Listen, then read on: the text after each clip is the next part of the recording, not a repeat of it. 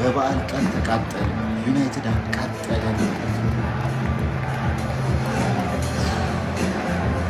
ሁለቱም ጎል ፈረስት ሃፍ ሲያገባ ቆሞ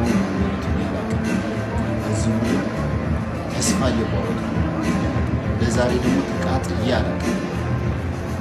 ማጓየር ራሱ ለምን መጀመሪያ ላይ እንደገባ አላውቅም።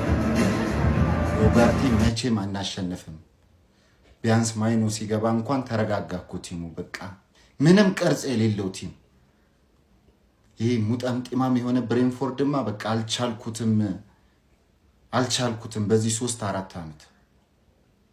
እምቡሞ በቃ ማግባትም አልፈለገም። ምን እንዳይቀየሙት ይሁን እንዳይጮሁበት ይሁን አላውቅም። ቢቀየረው ይሻል ነበር። ኩኛ የተሻለ ነበር። ምን ተብሎ ነው ስለዚህ ጨዋታ አሁን የሚወራው?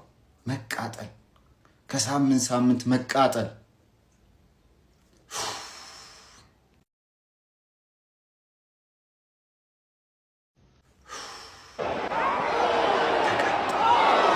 በበዓል ቀን ተቃጠለ።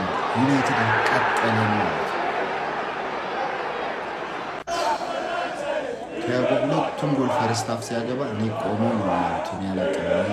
በዚህ ቡድን ተስፋ እየቆረጥኩ ነው። እንደ ዛሬ ደግሞ ተቃጥዬ አላውቅም። ማጓየር ራሱ ለምን መጀመሪያ ላይ እንደገባ አላውቅም። በኡጋርቴ መቼም አናሸንፍም። ቢያንስ ማይኖ ሲገባ እንኳን ተረጋጋኩ። ቲሙ በቃ ምንም ቅርጽ የሌለው ቲም። ይሄ ሙጠምጢማም የሆነ ብሬንፎርድማ በቃ አልቻልኩትም በዚህ 3-4 ዓመት።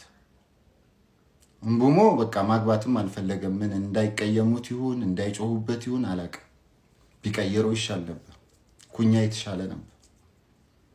ምን ተብሎ ነው ስለዚህ ጨዋታ አሁን የሚወራው?